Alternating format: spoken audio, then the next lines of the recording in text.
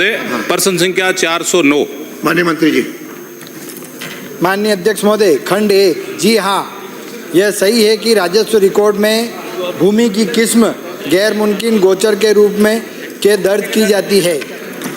यह कि गौशाला हेतु भूमि आवंटन राजस्थान भू राजस्व गौशाला हेतु आवंटन भूमि नियम 1957 के तहत किया जाता है। राजस्थान भू राजस्व कोष्ठक में गौशाला हेतु भूमि आवंटन नियम 1957 के नियम 6(3) के परंतु में सिवायचक भूमि उपलब्ध नहीं होने की स्थिति में ही संबंधित गांव में पशुओं की चराई के लिए पर्याप्त भूमि उपलब्ध रहने की स्थिति में चारागाह भूमि का आवंटन गौशाला हेतु किया जाने के प्रावधान है। गौशाला हेतु चारागाह भूमि का वर्गीकरण परिवर्तन कर आवंटन किए जाने के संबंध में गुलाब कोठारी प्रकरण में माननीय उच्च न्यायालय के ऑब्जर्वेशन के दृष्टिगत गौशाला प्रयोजनार्थ भूमि आवंटन को व्यापक जनहित की श्रेणी में शामिल नहीं माना गया है। माननीय न्यायालय के आदेशों के दृष्टिगत वर्तमान में चारागाह भूमि का वर्गीकरण परिवर्तन गौशाला प्रयोजनार्थ नहीं किया जा रहा है। खंड 2। जी नहीं, बिंदु संख्या 1 के अनुसार इसका ये साथ में ही है। माननीय सदस्य। माननीय अध्यक्ष महोदय, माननीय मंत्री महोदय जी का जवाब आया है।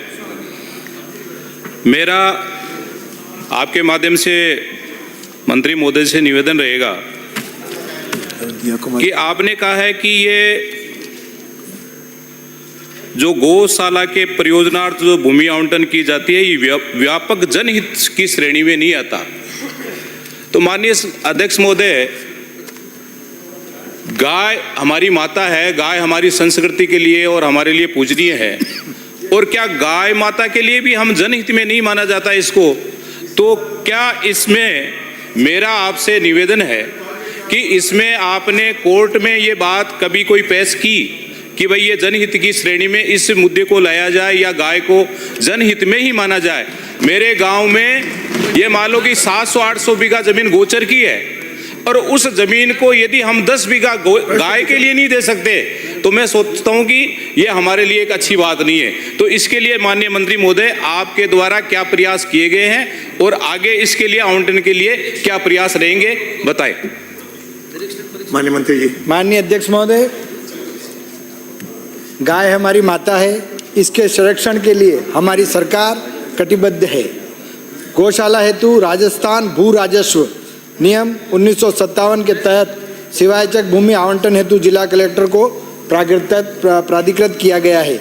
गाय के साथ साथ अन्य सभी पशुओं को चराने की व्यवस्था भी किया जाना आवश्यक है। अतः चारागाह भूमि समस्त पशुओं के हित में संरक्षित रखे जाना आवश्यक है। यद्यपि राजस्थान काश्तकारी सरकारी नियम 1955 के नियम 7 में गौशाला हेतु चारागाह भूमि का वर्गीकरण परिवर्तन किए जाने के प्रावधान हैं, लेकिन रीट पिटीशन संख्या 1554/2004 गुलाब कोठारी बनाम सरकार एवं अन्य के में माननीय उच्च न्यायालय के निर्णय दिनांक 12/1/2017 के पैरा 197 पृष्ठ संख्या 240/257 में व्यापक जनहित में ही चारागाह भूमि का वर्गीकरण करने के निर्देश दिए हैं।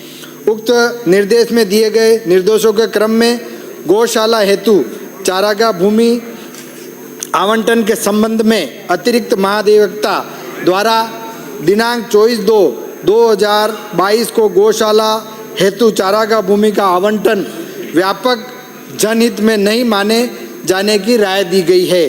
इसलिए वर्तमान में चारागाह भूमि का आवंटन गौशाला हेतु नहीं किया जा रहा है। गौशाला हेतु चारागाह भूमि आवंटन के संबंध में पुनः परीक्षण कराया जाकर तद अनुसार कार्रवाई की जा सकेगी। माननीय सदस्य। माननीय अध्यक्ष महोदय, एक तरफ तो आप कह रहे हैं कि जब सिवायचक जमीन या गैर मुमकिन जमीन वहाँ पर उपलब्ध नहीं है तो हम चारागाह में से गौशाला के प्रयोजनार्थ जमीन दे सकते हैं, और एक साइड में कह रहे हैं कि आप हाई कोर्ट के निर्णय के अनुसार हम इस जमीन का आवंटन नहीं कर सकते।